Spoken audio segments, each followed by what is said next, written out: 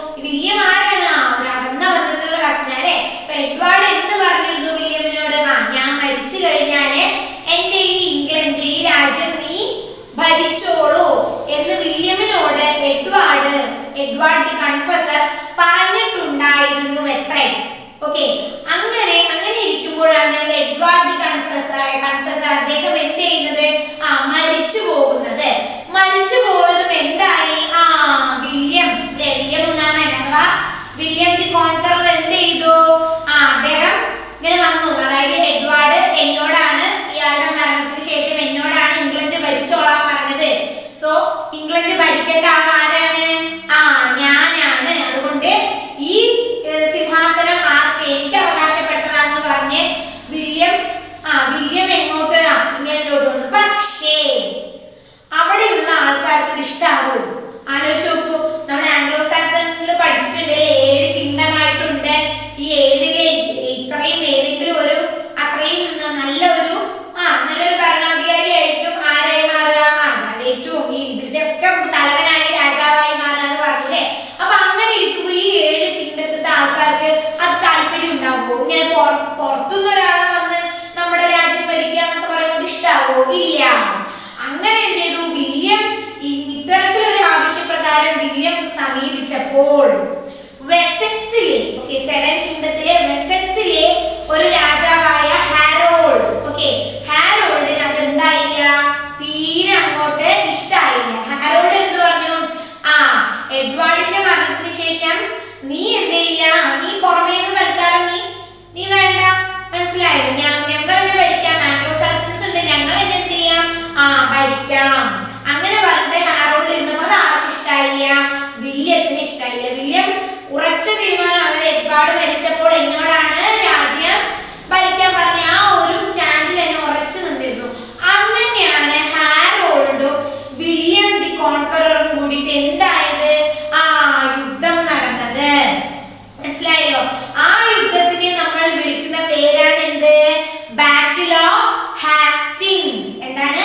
Battle of Hastings. Battle of Hastings ആര് തമ്മിലാണ് നടന്നത്? ഹാരോൾഡും അതുപോലെ വില്യമും. വെസെക്സിന്റെ രാജാവായ ഹാരോൾഡും നോർമൻസിന്റെ രാജാവായ വില്യമും തമ്മിലാണ് യുദ്ധം നടന്നത്. ബാറ്റിൽ ഓഫ് ഹാസ്റ്റിങ്സ് എന്തിനു വേണ്ടിയായിരുന്നു? ഇംഗ്ലണ്ടിന്റെ ഭരണം പിടിച്ചെടുക്കാൻ വേണ്ടിയിട്ടായിരുന്നു. അപ്പൊ മനസ്സിലായല്ലോ എങ്ങനെയാണ് ഈ യുദ്ധം നടന്നത്? എന്നാൽ അവസാന ഒടുവിൽ ആര് തന്നെ ജയിച്ചു? വില്യം തന്നെ ആ ബാറ്റിൽ ഓഫ് ഹാസ്റ്റിങ്സിലെ വിജയം കൈവരിക്കുകയും അങ്ങനെ ഇംഗ്ലണ്ടിനെ മുഴുവനായിട്ടും ആര് ഇൻവേഡ് ചെയ്തു? നോർമൻസ്, അഥവാ നോർമൻസിന്റെ തലവനായ വില്യം ദി കോൺകറർ. അതായത് ബാറ്റിൽ ഓഫ് ഹാസ്റ്റിങ്സിന് ശേഷമാണ് വില്യം ദി കോൺകറർ എന്ന പേര് വീണത്. മനസ്സിലായല്ലോ? അങ്ങനെ ഇംഗ്ലണ്ടിനെ മുഴുവനായിട്ടും നോർമൻസും വില്യം ദി കോൺകററും കൂടി എന്ത് ചെയ്തു? മുഴുവനായിട്ടും ഇൻവേഡ് ചെയ്തു. ഇങ്ങനെയാണ് ആക്ച്വലി നോർമൻസ് ഇംഗ്ലണ്ടിലോട്ട് കടന്നു വരുന്നത്. മനസ്സിലായല്ലോ? ഇനി നമുക്ക് നോക്കാം, ഒരുപാട് മാറ്റങ്ങളാണ് ഇതിലൂടെ ഉണ്ടായത്. അതായത് അതുവരെയും ആംഗ്ലോ സാക്സന്റെ അഡ്മിനിസ്ട്രേറ്റീവ് സിസ്റ്റംസ് എന്തായിരുന്നു? ഒന്ന് പറഞ്ഞേ. 100 and shires. ഇങ്ങനെ 2 തരത്തിലായിരുന്നു ആംഗ്ലോ സാക്സന്റെ അഡ്മിനിസ്ട്രേറ്റീവ് സിസ്റ്റം ഡിവൈഡ് ചെയ്തിരുന്നത് അല്ലേ? അതൊക്കെ അങ്ങോട്ട് വില്യം ദി കോൺകറർ അങ്ങോട്ട് മാറ്റി. അങ്ങനത്തെ ഒരു അഡ്മിനിസ്ട്രേറ്റീവ് സിസ്റ്റവും വേണ്ട, അതൊക്കെ അങ്ങോട്ട് എന്ത് ചെയ്തു? വില്യം എന്ത് ചെയ്തു? ഒഴിവാക്കി. പകരം പുതിയ രീതിയിലുള്ള ഒരു അഡ്മിനിസ്ട്രേറ്റീവ് സിസ്റ്റം അല്ലെങ്കിൽ അത്തരത്തിലുള്ള അഡ്മിനിസ്ട്രേറ്റീവ് സിസ്റ്റം ആര് കൊണ്ടുവന്നു? വില്യം ഇംഗ്ലണ്ടിലോട്ട് കൊണ്ടുവന്നു. അതെല്ലാം തന്നെ ആരുടെ ഇഷ്ടപ്രകാരമാണ്? വില്യത്തിന്റെ സ്വന്തമായിട്ടുള്ള താല്പര്യത്തിന്റെ അടിസ്ഥാനത്തിലാണ് ഇത്തരത്തിലുള്ള അഡ്മിനിസ്ട്രേറ്റീവ് മാറ്റങ്ങൾ അടക്കമുള്ള ഇത്രയും കാര്യങ്ങൾ ആര് ചെയ്തത്?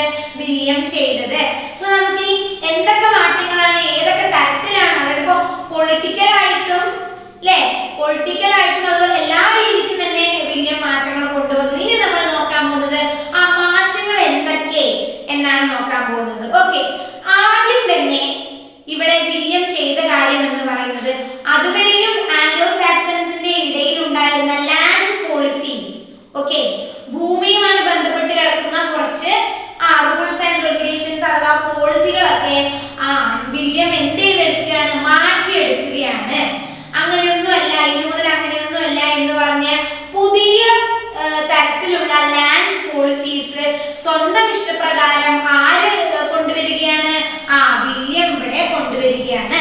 പക്ഷെ ഇതിന്നൊരു കാര്യമുണ്ട്. ആക്ച്വലി നമ്മുടെ 7 കിങ്ഡത്തിലെ 2 പേരായ മെർസിയ ആൻഡ് നോർത്തംബ്രിയ, ഇവർ 2 പേർക്കും ഇവരുടെ ഭൂമി ഇവർക്ക് വേണ്ടി വിട്ടുകൊടുത്തു. ആര്? വില്യം. അത് എന്തുകൊണ്ടാണ് വിട്ടുകൊടുത്തത്?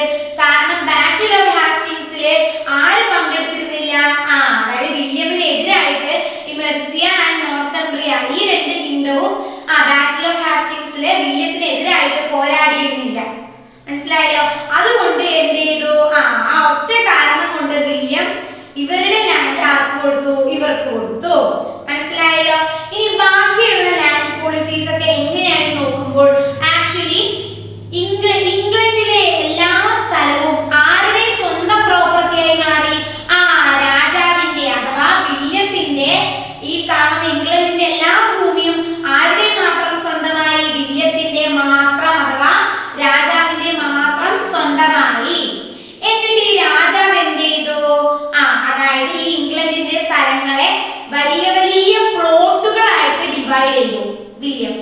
വലിയ പ്ലോട്ടുകളായിട്ട് ഡിവൈഡ് ചെയ്തിട്ട് അതിന്റെ ഓരോ ഭാഗവും മനസ്സിലായല്ലോ. അതായത് ആക്ച്വലി ഓരോ ഭാഗവും ആർക്ക് കൊടുത്തു? തന്റെ വിശ്വസ്തരായ കുറച്ച് നോബിൾസിന് ആര് കൊടുത്തു? വില്യം കൊടുത്തു. ഇതിന്റെ ഇടയ്ക്ക് വില്യം എന്ത് ചെയ്തു? അതായത് ഇപ്പോ സബ് ആയിട്ടുള്ള കിങ്ങുകളൊക്കെ ഉണ്ടല്ലോ, പിന്നെ ടെനന്റ് ഇൻ ചീഫ്, ഇവരിനൊക്കെ നിലവിലുണ്ടായിരുന്ന ആൾക്കാരിനൊക്കെ മാറ്റിയിട്ട് വില്യം എന്ത് ചെയ്തു? അങ്ങ് ദൂരെ, അതായത് ഫ്രാൻസിൽ നിന്ന് വില്യത്തിന്റെ ഇഷ്ടപ്രകാരം അല്ലെങ്കിൽ വില്യത്തിന് വിശ്വാസമുള്ള കുറച്ച് ആൾക്കാരെ നിയമിച്ചു. മനസ്സിലായല്ലോ. അതായത് വില്യത്തിനോട് എതിർക്കുന്ന ആൾക്കാരൊക്കെ അങ്ങോട്ട് തുടച്ചു മാറ്റിയിട്ട് വില്യത്തിന് ഒരു വിശ്വാസമുള്ള ആൾക്കാരെയൊക്കെ ഓരോ പൊസിഷനിലായിട്ട് വില്യം നിയമിക്കുകയാണ് ചെയ്തത്. ഓക്കെ, ഇപ്പൊ മനസ്സിലായല്ലോ. ഇനി എന്താ നോക്കാം. ഈ വില്യം എന്ത് ചെയ്തു? ഈ ഓരോ ഭൂമിയും തന്റെ തൊട്ട് കീഴിലുള്ള നോബിൾസിന് കൊടുക്കുകയാണ് ചെയ്തത്. മനസ്സിലായോ? അതായത് ലാൻഡിന്റെ എല്ലാ അധികാരവും മാത്രമാണ് രാജാവിന് മാത്രമാണ്. ഈ രാജാവാണ് എന്ത് ചെയ്യുന്നത്? ഇനി തന്റെ കീഴിലുള്ള കുറച്ച് നോബിൾസിന് ഓരോ സ്ഥലം അല്ലെങ്കിൽ ഇത്ര സ്ഥലം വെച്ച് വീതിച്ചു കൊടുക്കുകയാണ്. അങ്ങനെ രാജാവ് ഡയറക്റ്റ് ആയിട്ടാണ് ഇവിടെ നോബിൾസിന് ലാൻഡ് കൊടുക്കുന്നത്. അങ്ങനെ കൊടുക്കുന്ന ലാൻഡിനെയാണ് നമ്മൾ എന്ത് പറയാ? ഫീവ്സ് എന്ന് പറയാ. എന്ത് പറയാ? ഫീവ്സ്. മനസ്സിലായല്ലോ. അതായത് ഈ ഫീവ്സ് എന്ന് പറയുന്നത് രാജാവ് ഡയറക്റ്റ് ആയിട്ട് നോബിൾസിന് കൊടുക്കുന്ന ഭൂമിയെയാണ് ഫീവ്സ് എന്ന് പറയാ. ഈ ഫീവ്സ് വാങ്ങുന്നയാൾ അതൊരു നോബിൾമാൻ ആയിരിക്കുമല്ലോ. ആ നോബിൾമാന് മറ്റൊരു പേരും കൂടി വന്നിട്ടാ ടെനന്റ് ഇൻ ചീഫ്സ്. മനസ്സിലായല്ലോ. എന്താണ് ടെനന്റ് ഇൻ ചീഫ്സ്? അതായത് ഇവിടെ യഥാർത്ഥത്തിൽ രാജാവ് തന്റെ ഭൂമി ടെനന്റ് ഇൻ ചീഫിന് കൊടുക്കുകയാണ്. മനസ്സിലായല്ലോ. ഈ ടെനന്റ് ഇൻ ചീഫിന് കൊടുക്കുന്നതോടെ വെറുതെ അങ്ങോട്ട് ഈ ഫീഫ് അങ്ങോട്ട് എഴുതി കൊടുക്കുവാണോ? ഫീഫ് എന്ന് പറഞ്ഞാൽ എന്താ? ലാൻഡ് അല്ലേ? എഴുതി കൊടുക്കുവാണോ? അല്ല. ഒരാവശ്യം വരുമ്പോ, രാജാവിന് ഒരു ആവശ്യം വരുമ്പോ ഈ ടെനന്റ് ഇൻ ചീഫ് എന്ത് ചെയ്യണം? ഒരുപാട് സോൾജിയേഴ്സിനെ ആർക്ക് കൊടുക്കണം? രാജാവിന് കൊടുക്കണം. മനസ്സിലായല്ലോ. അത് മാത്രല്ല ഇത്ര പറഞ്ഞ സ്ഥലത്തിലുള്ള ആൾക്കാരുടെ കയ്യിൽ നിന്ന് ടാക്സ് ഉണ്ടല്ലോ, നികുതി പിരിച്ചിട്ട് ആർക്ക് കൊടുക്കണം? കിങ്, രാജാവിന് കൊടുക്കണം. അതായത് ആക്ച്വലി ഇവിടെ വില്യം ചെയ്യുന്ന എന്താണ്? ഫ്യൂഡലിസത്തിന്റെ വളർച്ച, കുത്തനെയുള്ള വളർച്ചയാണ് നമുക്കിവിടെ കാണാൻ സാധിക്കുന്നത്. മനസ്സിലായല്ലോ. അതുവരെയും അതായത് administrative system hundreds and shares എന്നുള്ള രീതിക്കാണ് ആംഗ്ലോ സാക്സൺസ് കൊണ്ടുപോയത്. എന്നാൽ നോർമൻ കോൺക്വസ്റ്റിന് ശേഷം വില്യം എന്ത് ചെയ്തു? ഫ്യൂഡലിസം, കുത്തനെയുള്ള ഫ്യൂഡലിസത്തിന്റെ വളർച്ച ഇവിടെ അതിന്റെ അങ്ങേ അറ്റത്ത് വരെ എത്തി. അതായത് ഫ്യൂഡലിസം എന്ത് ചെയ്തു? വളരാൻ തുടങ്ങി. മനസ്സിലായല്ലോ. ഇങ്ങനെയാണ് ലാൻഡിന്റെ പോളിസി എന്ന് പറയുന്നത്. ഓക്കെ, അതായത് ടെനന്റ് ഇൻ ചീഫ് ആവശ്യമുള്ള സമയത്ത് രാജാവിന് സോൾജേഴ്സിനെയും കൊടുക്കണം. മാത്രമല്ല ഇന്ന സ്ഥലത്തെ ടാക്സുകൾ കളക്ട് ചെയ്തിട്ട് ആർക്ക് കൊടുക്കണം? രാജാവിന് അഥവാ കിങ്ങിന് കൊടുക്കണം.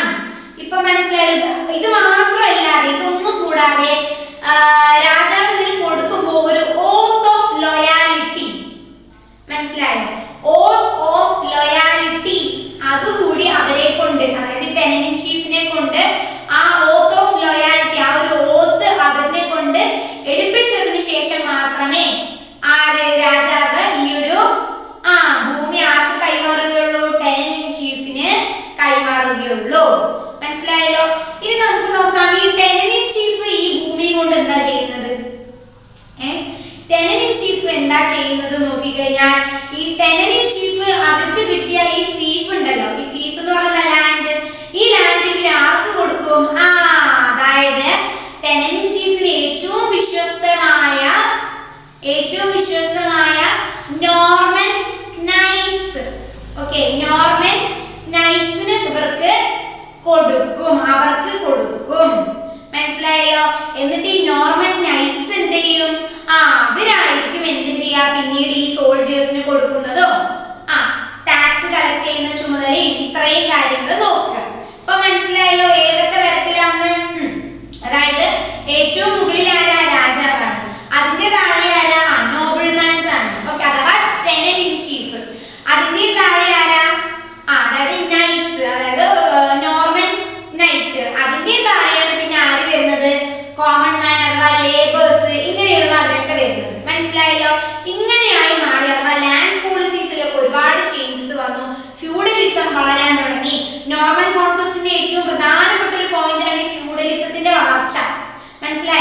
അത് നിങ്ങൾ ആ ഒരു പോയിന്റ് നിങ്ങൾ ശ്രദ്ധിക്കണം. ഫ്യൂഡലിസം വളരുന്നത് തന്നെ എവിടെ നിന്നാണ്? ആക്ച്വലി നോർമൻ കോൺക്വസ്റ്റിന് ശേഷമാണ്. ഓക്കെ, സോ ഇത് നോക്കാം. ഇങ്ങനത്തെ ഡ്യൂട്ടികളൊന്നും കറക്റ്റ് ആയിട്ടല്ല ഒരാൾ ചെയ്യുന്നത് എന്നുണ്ടെങ്കിൽ എന്ത് ചെയ്യും? രാജാവ് അഥവാ കിങ് എന്ത് ചെയ്യും? വില്യം എന്ത് ചെയ്യും? അപ്പൊ തന്നെ ആള് അങ്ങോട്ട് മാറ്റി വേറെ തന്റെ വിശ്വസ്തത ഉള്ള ആളെ ഇതാക്കും. ആക്ച്വലി ഇതൊക്കെ ചെയ്യുന്നത് കൊണ്ട് വില്യം എന്താണ് ഉദ്ദേശിക്കുന്നത്? ഇംഗ്ലണ്ടിന്റെ ജനങ്ങളുടെ മേല് തനിക്കുള്ള ആധിപത്യം അത്രയും ശക്തമാക്കിക്കൊണ്ടിരിക്കുകയാണ് ആര് ചെയ്യുന്നത്? ഇവിടെ വില്യം ചെയ്യുന്നത്. ഇപ്പൊ മനസ്സിലായല്ലോ? ഇതാണ് പ്രധാനമായിട്ടും, അതായത് ഫ്യൂഡലിസത്തിന്റെ വളർച്ചയും ഇത്തരത്തിൽ ലാൻഡ് പോളിസീസിൽ വന്ന മാറ്റങ്ങളും ഇതൊക്കെയാണ് നോർമൻ കോൺക്വസ്റ്റിന്റെ വന്ന കോൺസിക്വൻസസ് ഇൻ ഇംഗ്ലണ്ട്. മനസ്സിലായോ? ഇംഗ്ലണ്ടിൽ വന്ന മാറ്റങ്ങൾ. ഇനി നമ്മൾ നോക്കാൻ പോകുന്ന മറ്റൊരു ടോപ്പിക്കാണ് ഓത്ത് ഓഫ് സാലിസ്ബറി. ഓക്കെ, നമ്മൾ ലേണിംഗ് മെറ്റീരിയൽ നോക്കിക്കഴിഞ്ഞാൽ നമുക്ക് കാണാം ഓത്ത് ഓഫ് സാലിസ്ബറി എന്ന് പറയുന്നത് ഭയങ്കര ഇമ്പോർട്ടന്റ് ആയ ഒരു ഭാഗമാണ്. ആക്ച്വലി വേറെ ഒന്നുമില്ല, ഞാൻ പറഞ്ഞ പോലെ തന്നെ വില്യം ഒന്നാമന്റെ പ്രധാനപ്പെട്ട ഉദ്ദേശം എന്ന് പറയുന്നത് എന്താണ്? ഇംഗ്ലണ്ടിന്റെ ജനങ്ങളുടെ മേൽ തന്റെ ആധിപത്യം സ്ഥാപിക്കണം എന്ന ഉദ്ദേശം കൊണ്ടാണ് എല്ലാം ഇദ്ദേഹം ചെയ്തത്. വില്യം ദി കോൺക്കറർ അതേപോലെ തന്നെ ചെയ്ത ഒരു ഇവന്റിനെയാണ് ഇവിടെ ഓത്ത് ഓഫ് സാലിസ്ബറി എന്നുകൊണ്ട് ഉദ്ദേശിക്കുന്നത്. അതായത് ആക്ച്വലി 1086 AD കാലഘട്ടത്ത് വില്യം ഒന്നാമൻ എന്ത് ചെയ്തിരുന്നു? അതായത് അദ്ദേഹത്തിന്റെ കീഴിലുള്ള എല്ലാ ടെനന്റ് ഇൻ ചീഫിനെയും അതുപോലെ തന്നെ ലാൻഡ് ഓണിംഗ് മാൻ, അതായത് ഭൂമി സ്വന്തമാക്കിയ ഇതുപോലത്തെ ചീഫുകളെയും കൂടിയിട്ട് വില്യം ഒന്നാമൻ എന്ത് ചെയ്തു? ഇവരെല്ലാവരെയും കൂട്ടിയിട്ട് സാലിസ്ബറിയിലേക്ക് എന്ത് ചെയ്തു? അവർ അസംബിൾ ചെയ്തു. മനസ്സിലായല്ലോ? സാലിസ്ബറിയിലേക്ക് അഥവാ ഓൾഡ് സാരം അഥവാ ഇന്നത്തെ സാലിസ്ബറി. മനസ്സിലായോ? സാലിസ്ബറിയിലെ എല്ലാവരെയും കൂട്ടിയിട്ട് ടെനന്റ് ഇൻ ചീഫിനെയും ലാൻഡ് ഓണിംഗ് മാനും എല്ലാവരെയും കൂട്ടിയിട്ട് ഇവർ എന്ത് ചെയ്യാം? അസംബിൾ ചെയ്തു. എന്നിട്ട് എന്ത് ചെയ്തു? ഒരു ഓത്ത് അവരെ കൊണ്ട് ചെയ്യിപ്പിച്ചു. മനസ്സിലായോ? അതായത് ആ ഓത്തിന്റെ ഉദ്ദേശം എന്താണെന്ന് നമ്മൾ നോക്കിക്കഴിഞ്ഞാൽ swearing alliance to him, അതായത് വില്യം ഒന്നാമനോട് ഇവരെന്ത് ചെയ്യാണ്? ഉറപ്പ് വരുത്തുകയാണ് രാജാവിനോടുള്ള ആ ഒരു നന്ദി അഥവാ ആ ഒരു കടപ്പാട്. ഇത്തരത്തിലുള്ള കാര്യങ്ങളൊക്കെ എന്ത് ചെയ്യാണ്? ഇവരെല്ലാവരും കൂടി ഒരു പ്ലെഡ്ജ് എടുക്കുന്ന പോലെ ഇവരെന്ത് ചെയ്യാണ്? ഉറപ്പ് വരുത്തുകയാണ്. ഓക്കെ, സ്വോർ ചെയ്യുകയാണ് അവര്. ഈ ഒരു സംഭവത്തിന്റെ അടിസ്ഥാനത്തിലാണ് നമ്മൾ ഈ ഓത്ത് ഓഫ് സാലിസ്ബറി എന്ന് പറയുന്നത്. മനസ്സിലായല്ലോ? അതായത് ഇതിലൂടെ ഇങ്ങനെ ഒരു കാര്യം ചെയ്തതിലൂടെ വില്യം ഒന്നാമൻ എന്താണ് നേടിയത്? എന്താണ് വില്യം ഒന്നാമൻ ഉദ്ദേശിക്കുന്നത്? ഇവിടെ ഉദ്ദേശിക്കുന്നത് എന്താണ് നമ്മൾ നോക്കിക്കഴിഞ്ഞാൽ വില്യം ദി കോൺക്കററിന് ഇംഗ്ലണ്ടിന്റെ ജനങ്ങളുടെയും അതുപോലെ തന്നെ ഈ ടെനന്റ് ഇൻ ചീഫുകള്, ലാൻഡ് ഓണിംഗ് മാൻ ഇവരുടെയൊക്കെ മുകളിലുള്ള ആധിപത്യം സ്ഥാപിക്കുന്നതിന്റെ അതിന്റെ ഒരു മുഖമുദ്രയായിട്ടാണ് വില്യം ഈ ഒരു സംഭവത്തെ ഒക്കെ അതിനു വേണ്ടിയിട്ടാണ് ഈ ഒരു സംഭവം ഉണ്ടാക്കിയതും ഒക്കെ ഇതിനെ കാണുന്നതും ഒക്കെ. മനസ്സിലായല്ലോ? ഇത്രേ ഉള്ളൂ. ഈ ഒരു ചെറിയൊരു ഇവന്റിനെയാണ് നമ്മളിവിടെ ഓത്ത് ഓഫ് സാലിസ്ബറി എന്ന് പറയുന്നത്.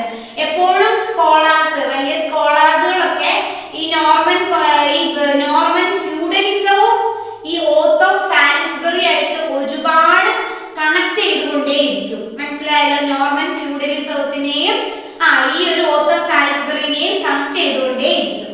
മനസ്സിലായല്ലോ? ഇനി നമുക്ക് നോക്കാം മറ്റൊരു, അതായത് ചരിത്രത്തിൽ തന്നെ അത്രയും ഇതേപോലെ ഓത്ത് ഓഫ് സാലിസ്ബറി പോലെ തന്നെ അത്രയും ഇമ്പോർട്ടൻസ് കൊടുത്തുകൊണ്ട് നമ്മൾ കാണേണ്ട മറ്റൊരു മാഗ്നിഫിഷ്യന്റ് ആയിട്ടുള്ള ഒരു സംഭവം അല്ലെങ്കിൽ ഒരു സംഭവമാണ് ഡൂംസ്ഡേ ബുക്ക്.